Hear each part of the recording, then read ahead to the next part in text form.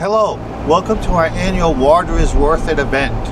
Last year we were able to meet live as we always did at the Holiday Inn, but this year during the pandemic we're coming to you remotely to remind you of our important message for the state of New Hampshire. Water is worth it. My name is Fred McNeil and I'm very proud to be Chief Engineer at the City of Manchester's Environmental Protection Division. What is the Environmental Protection Division? Well, it's the largest wastewater utility in northern New England. We service Manchester, Bedford, Goffstown, and Londonderry. A metro area of about 172,000 people and really about 13% of the state's population. And how do we do that? Well, part of it is our wastewater treatment plant here. We have a beautiful 15-acre campus here on the banks of the Merrimack River with 10 buildings. It's the largest wastewater facility in northern New England. In addition to our treatment plant, we have almost 400 miles of sewer, another 200 miles of drain. But what we're here to share with you is the challenges that we face. Aging and failing infrastructure, increased regulatory requirement, lack of sustainable funding, and climate change. All challenges that the utilities in New Hampshire and all of New England face. And before my water colleagues share their story with you, we have a very special guest.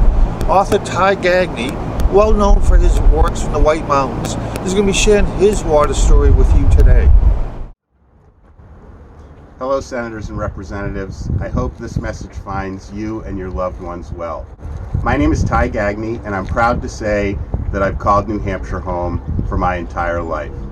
I can remember going to the lakes as a kid to the town beach, meandering down a river on a canoe, visiting the seacoast, and hiking by crystal clear mountain streams on my way up to one of the many majestic summits that encompassed our state. I attended public school here and attended the public university system. My wife and I also raised our children here, and we took them to some of the very same places that I enjoyed as a child. At one point or another, each of them chose to live and work outside of the state, but it was a short stay and they quickly came back. You can imagine how happy my wife is about that, and I'm happy too. I also have worked in New Hampshire for most of my life and have been drawn to jobs in service of others.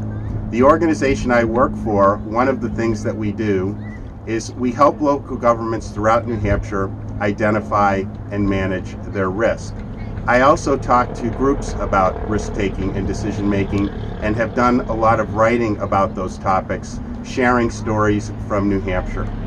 One of the things that we find is that when we have an unexpected outcome or something doesn't go as planned or there are complications or trouble, it doesn't come down to one single incident. It's generally a series of decisions that we perceive as being minor, or variables that we encounter, those variables being data points or information that's available to us that we either ignore, marginalize, or we're just not paying attention to because we're so focused on the goal in front of us. And a lot of those goals can be short-term in nature. What happens is these seemingly inconsequential events and these minor decisions stack on top of one another until at some point the dam breaks and we're dealing with trouble, or we have an accident, something goes terribly wrong. Water and clean water is not inconsequential. Over the past year, during the pandemic, I, like you, have done a lot of reflecting, and we've all found ourselves going back to the essential. What I think about is where would we be right now if, in addition to navigating the pandemic, that we also had to think about where we would access clean water. Fortunately, we haven't had to do that. And I think one of the main reasons we haven't is because people like yourselves made decisions through time that eliminated this additional variable of searching out clean water. One less variable that we've had to manage in all of this. And I'm so grateful for the objectivity and the forward thinking at the Senate and in the House and with local government decision makers, because this could have made a really bad situation even worse.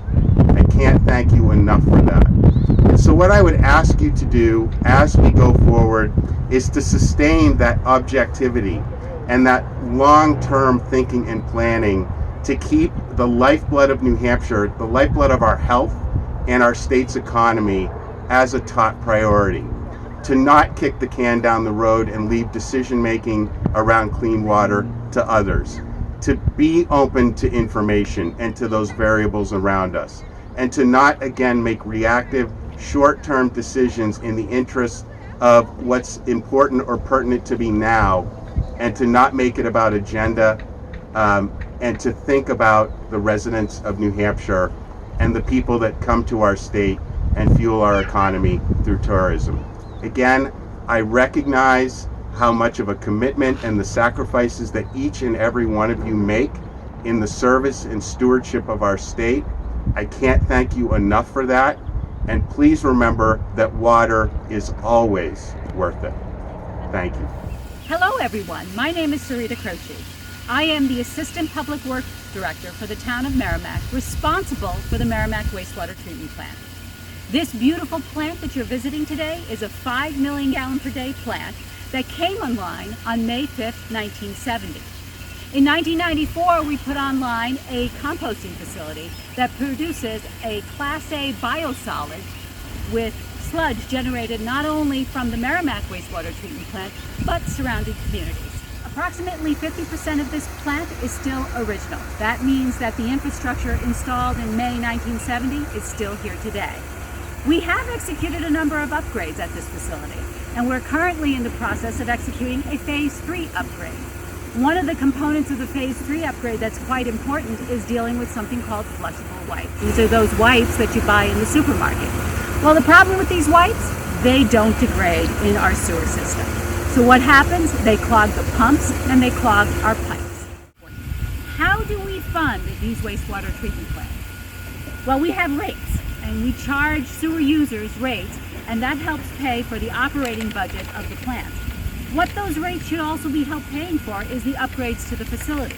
But currently, those rates do not do that. They aren't sufficient to pay for all of our upgrades. We also have the ability to take loans to actually execute these upgrades. In addition to the government loans, which we can use to build our upgrades and design our upgrades, there's also another program available, and that is called SAG, or State Aid Grant.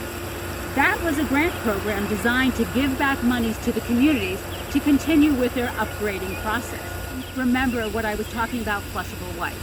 The way we were planning to deal with flushable wipes was to install a screenings building. Well, that screenings building was cut from the project because the project came back $7 million over the budget. That project, that component, cost anywhere from $1.3 to $1.4 million. Isn't it interesting that that SAG award could help ensure that we actually construct that building? I would like to close my discussion today with some analogies. Now imagine for a second that if all the process operations work, but we're not able to separate the solids from the liquid, in other words, not able to discharge water to the river, well, what's the point? The point is that every component, every process operation at a wastewater treatment plant is extremely valuable. You cannot pick and choose one over the other because it's all of them together that ensure that we clean our water and protect the waters of the United States. Thank you very much for your time. Hi, my name is Lisa Foto. I serve as Director of Public Works for the City of Nashua, New Hampshire.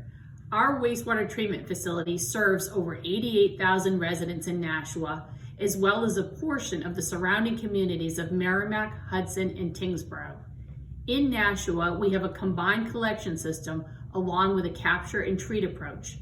Because of that, our wastewater treatment facility can see a peak flow of 110 million gallons per day, the largest in the state of New Hampshire.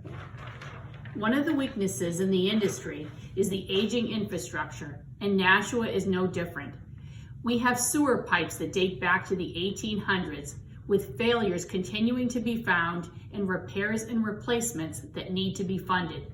The wastewater facility itself has components that date back to the 1950s and has effectively reached the end of its useful life. Replacement of equipment is ongoing, even while we look forward at potential regulation changes and major upgrades in the near future. Funding of the collection system infrastructure, as well as the treatment facility, has become an increasing issue for the city. We have implemented significant rate increases this year and face similar increases in the years to come. The city relies on programs like the state aid grant to help offset some of these costs. Water professionals here in Nashua work hard every day to protect the health and environment of the Nashua community and beyond, because water is worth it. Hello, my name is Jason Randall. I'm the superintendent here at the Plymouth Village Water and Sewer District in lovely Plymouth, New Hampshire. Today I would like to talk about the state aid grant funding for both water and wastewater facilities.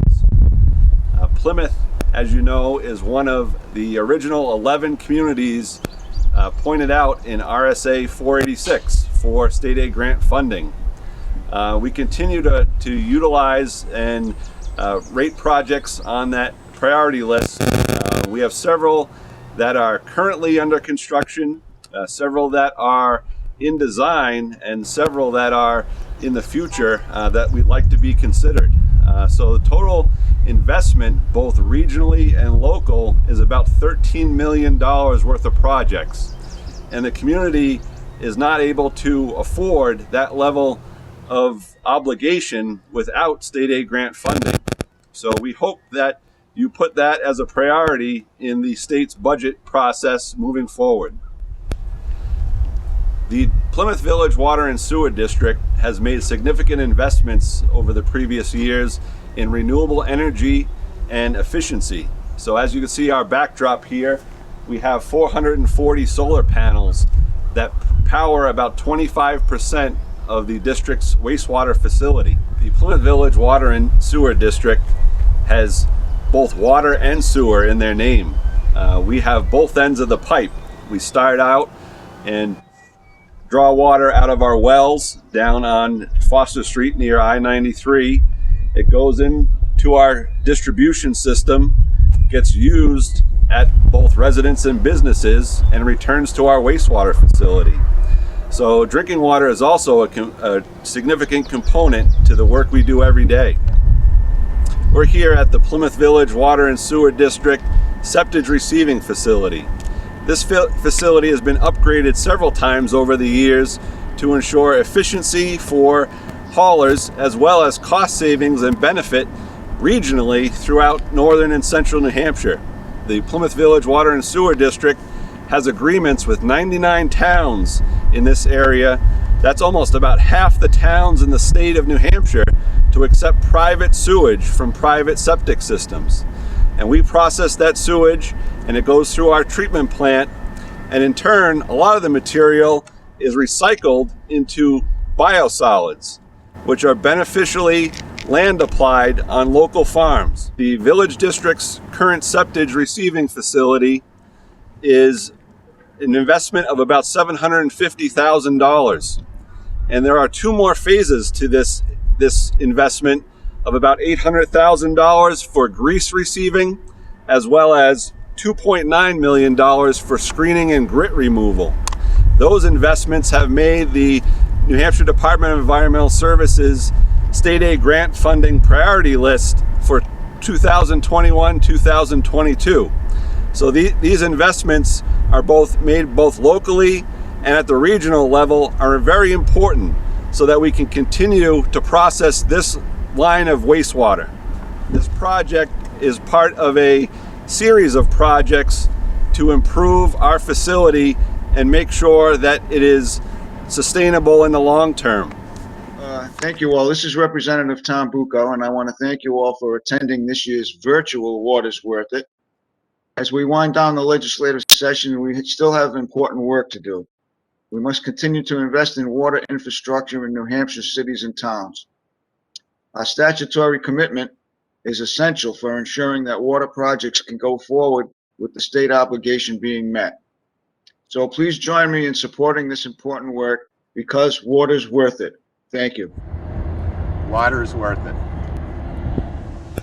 Please continue to preserve the greatest natural resource we have. Water is worth it. When people come to New Hampshire, they like to recreate and visit our natural resources and experience what New Hampshire is truly about. Water is at the cornerstone of all of those things that we enjoy, whether it's swimming, kayaking, boating. Just about everything we do has water touches. Water and wastewater operators throughout New Hampshire and the country depend on providing their citizens with clean water and safe water. Water is worth it. Water is worth it. Water is worth it.